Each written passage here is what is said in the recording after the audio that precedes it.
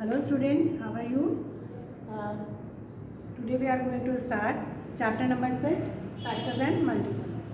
इसके पहले हमारा लेक्चर 1 हो चुका है. आज हम स्टार्ट करने जा रहे हैं लेक्चर 2.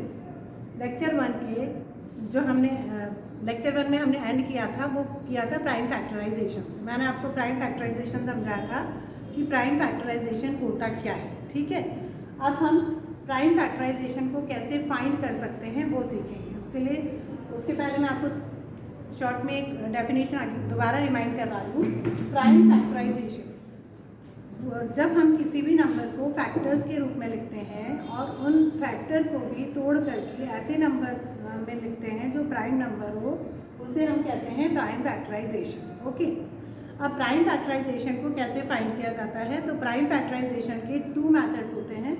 फर्स्ट मेथड है फैक्टर ट्री मेथड और सेकेंड मेथड है डिवीजन मेथड. ओके, तो सबसे पहले हम पढ़ेंगे factor tree method. Factor tree method, tree से आपको साफ समझ में आ रहा है कि एक ट्री का शेप देना है फैक्टर निकालते समय. ठीक है, तो सबसे पहले हम एग्जाम्पल है 24 को हमें फैक्टर ट्री मेथड से प्राइम फैक्टराइजेशन करना है. क्लियर है?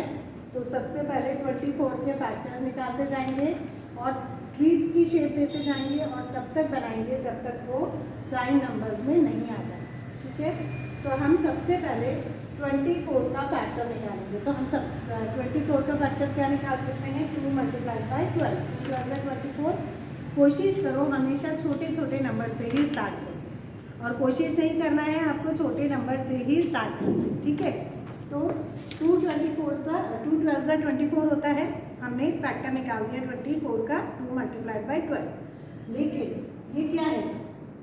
2 तो प्राइम नंबर है, 12 प्राइम नंबर नहीं है, तो हम इसको भी अभी तोड़ सकते हैं.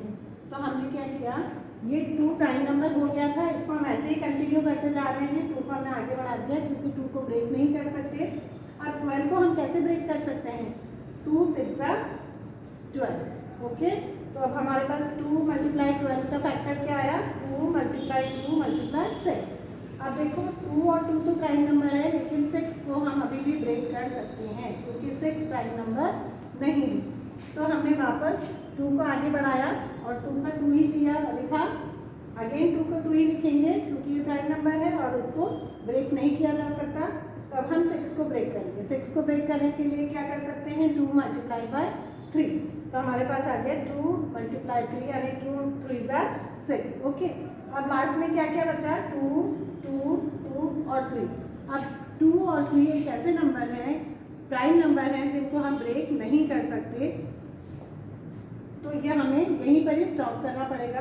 तो अब आप देख सकते हो ये ट्री का शेप भी बन गया है, प्रॉपर फैक्टराइजेशन भी हो गया है और फैक्टराइजेशन भी हमने कौन सा किया है? Prime factorisation. लास्ट में जो नंबर हमें मिला है वो प्राइम नंबर्स भी हैं. तो 24 का फैक्टर ट्री मेथड से प्राइम फैक्टराइजेशन क्या होगा? 2 × 2 × 2 × 3. अब आप इनको मल्टीप्लाई करोगे तो आपका आंसर 24 ही आएगा. 2 2 4 4 2 8 8 3 24. ठीक है, अब इसका सेकेंड मेथड क्या होता है? Division method. डिवीजन मेथड में मोस्ट प्रोबेबली जो हम प्राइम फैक्टराइजेशन करते हैं डिवीजन मेथड ही काम में आता है. ठीक है, तो आप इसको अच्छे से समझिए. और डिवीजन मेथड से प्राइम फैक्टराइजेशन करने के लिए आपकी बुक में पेज नंबर 59 पर डिविजिबिलिटी रूल्स हैं. तो आपको डिविजिबिलिटी रूल्स को अच्छे से समझना है, अच्छे से पढ़ना है और रिमाइंड करना है अपने माइंड में. अगर आपने अच्छे से उसको पढ़ लिया तो आप यहाँ पे कितने भी बड़े से बड़े नंबर के प्राइम फैक्टराइजेशन बहुत ही इजीली कर सकते हो. डिविजिबिलिटी टेस्ट क्या है? डिविजिबिलिटी टेस्ट या डिविजिबिलिटी रूल से हमें ये पता चलता है कि ये जो नंबर दिया गया है वो 2 3 4 5 6 से पूरा डिवाइड होता है या नहीं. ठीक है, तो डिवीजन मेथड से अब हम क्या कर रहे हैं? Prime factorization. डिवीजन मेथड से प्राइम फैक्टराइजेशन करने के लिए हमें पहले एक फॉर्मेट बनाना पड़ता है इस तरह का. यहाँ पे हम कर रहे हैं 45 का प्राइम फैक्टराइजेशन. तो 45 को मैंने इस फॉर्मेट के अंदर लिख दिया और एक इस तरह का फॉर्मेट बनाया. ठीक है, अब यहाँ पर हम सबसे पहले छोटे छोटे नंबर से स्टार्ट करेंगे। तो सबसे छोटा नंबर होता है 2। या तो क्या करोगे आप 45 को 2 से डिवाइड करके देखो, पूरा पूरा डिवाइड होता है क्या? 2 2 ज़ा 4, 0 5 उतारा, 2 2 ज़ा 4, 1 बचा। इसका मतलब क्या हुआ कि 45 2 से पूरा पूरा डिवाइड नहीं होता है। तो अब हम क्या करेंगे, 45 को 3 से डिवाइड करेंगे। ठीक है, हम 45 को 3 से डिवाइड करो, 3 1 ज़ा 3 माइनस 1 5 उतारा, 3 5 ज़ा 50।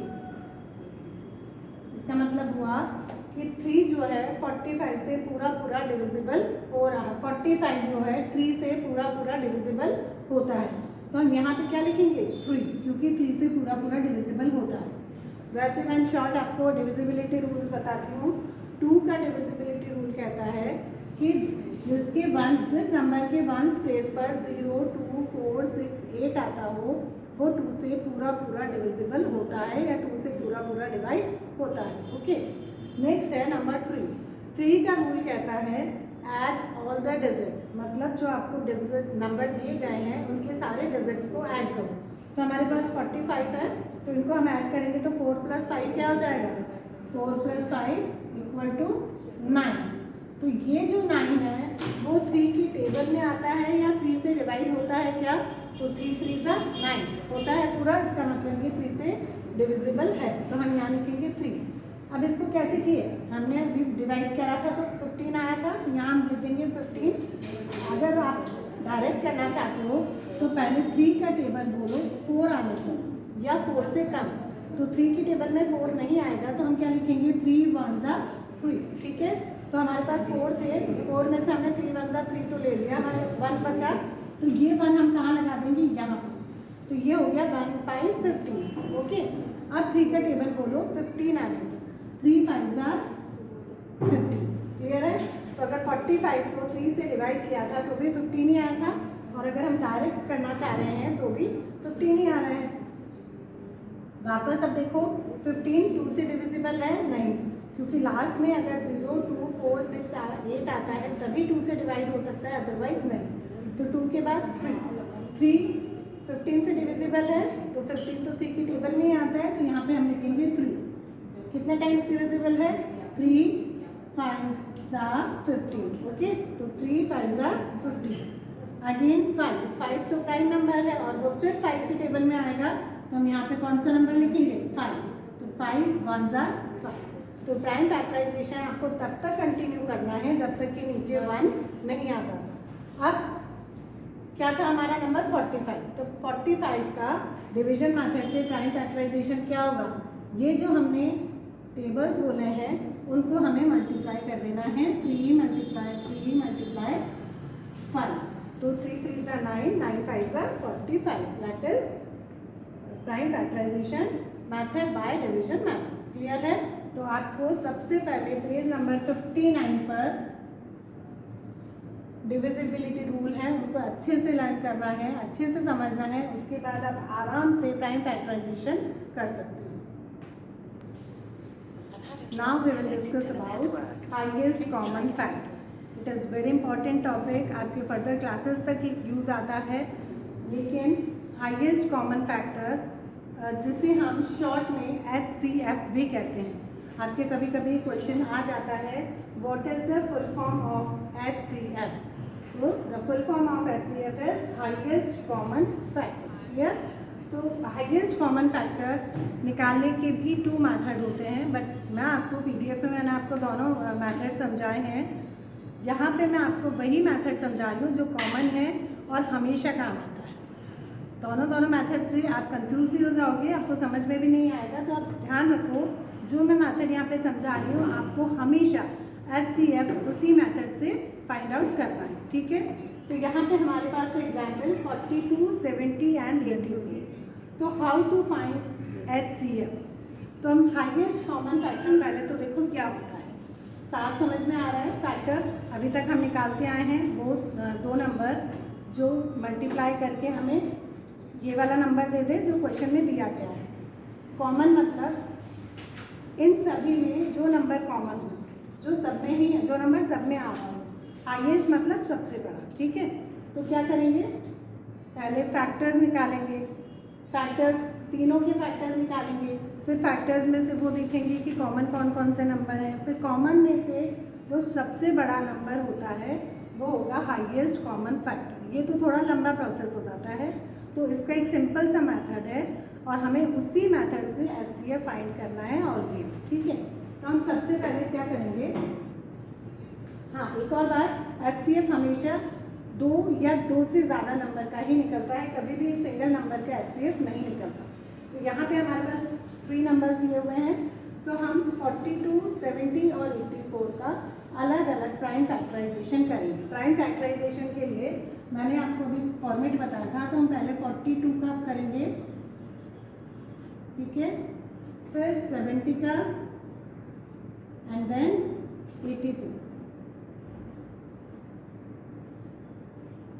तो हमने HCF के लिए तीनों नंबर्स को अलग अलग फॉर्मेट में लिखा और अब हम तीनों नंबर्स के प्राइम फैक्टराइजेशन करेंगे। तो प्राइम फैक्टराइजेशन के लिए सबसे पहले छोटा नंबर लेना है, तो हम यहाँ पे लेंगे 2, लिखेंगे नहीं, पहले ये देखो क्या 42 2 से डिविजिबल है, तो यस 42 2 से डिविजिबल है, क्योंकि 2 का टेस्ट ये कहता है कि जिस नंबर के लास्ट में 0, 2, 4, 6, 8 आता हो वो 2 से डिविजिबल होता है। या फिर आप 42 को अगर 2 से डिवाइड करोगे तो भी वो पूरा पूरा डिवाइड होता है। तो हम यहाँ लिखेंगे 2। अब इस 2 को कैसे डिवाइड करना है, 2 का टेबल बोलो पहले 4 टाइम, तो 2 2 ज़ा 4, 2 का टेबल 2 आने तक 2 1 ज़ा 2। अब इसके लास्ट में 21 किससे डिविजिबल हो रहा है, 2 से तो नहीं होगा, क्योंकि लास्ट में 0, 2, 4, 6, 8 कुछ भी नहीं आ रहा है, तो 2 से तो नहीं होगा। 2 के नेक्स्ट नंबर है 3, 3 का से डिविजिबल होता है क्या, 3 का टेस्ट क्या कहता है, 3 का टेस्ट कहता है ऐड ऑल द डिजिट्स, मतलब 21 को ऐड करो, 21 का मतलब अलग अलग डिजिट्स को प्लस करो, 2 + 1 3, तो 3 की टेबल में 3 आता ही है, तो ये 3 से डिविजिबल होगा। कितना टाइम होगा, 3 7 ज़ा 21, ठीक है। 7 क्या है, 7 एक ऐसा प्राइम नंबर है जो सिर्फ 7 की टेबल में ही आएगा, तो यहाँ पे लिखेंगे हम 7 1 ज़ा 7, क्लियर हुआ।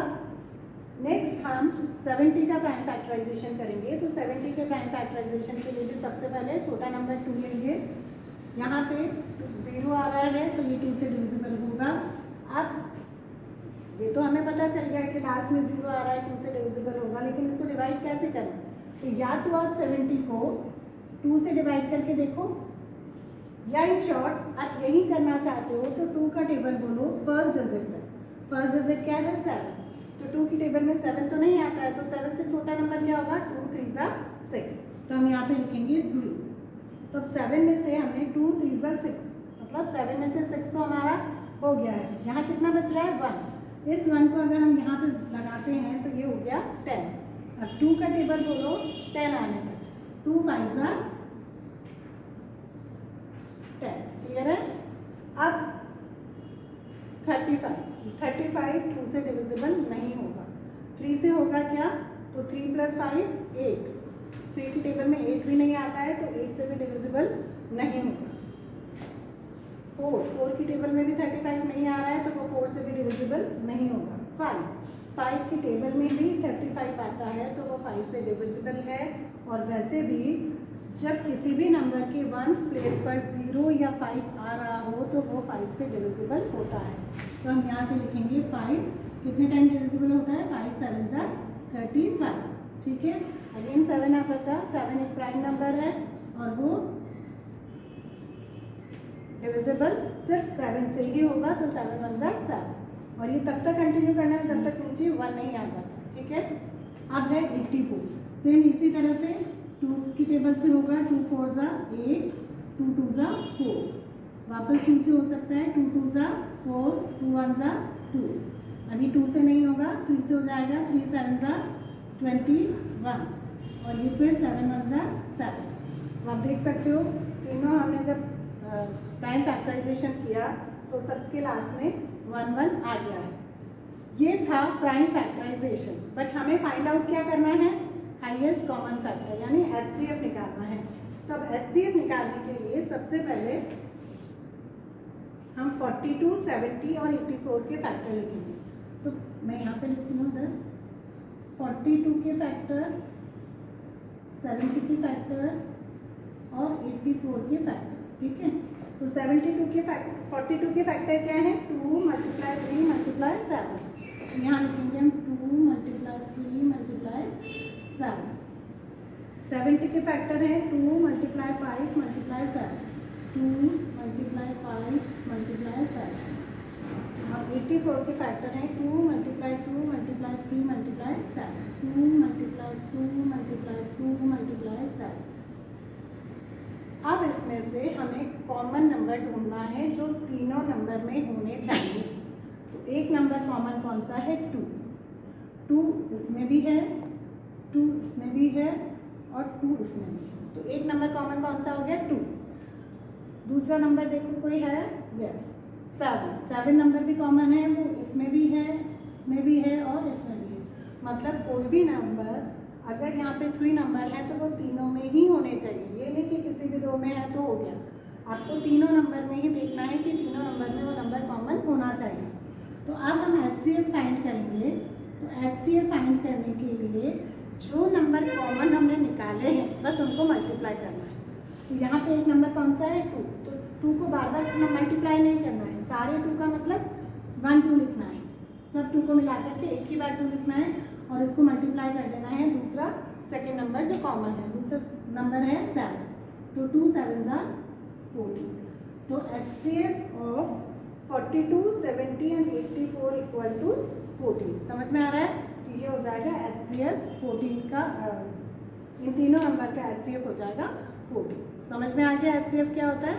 तो आपको दूसरा जो मेथड दिया गया है बुक में उस पर ज़्यादा ध्यान नहीं देना है। HCF ध्यान रखो हमेशा अलग अलग निकाला जाता है। अलग अलग का मतलब जो नंबर आपको दिए गए हैं उसमें से सेपरेटली आपको प्राइम फैक्टराइजेशन करना है और इस तरह से HCF निकालना है, ठीक है।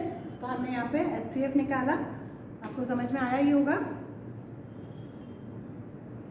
अभी हमने HCF पढ़ा, अब हम पढ़ेंगे लीस्ट कॉमन मल्टीपल, जिसका शॉर्ट फॉर्म होता है LCM, ठीक है।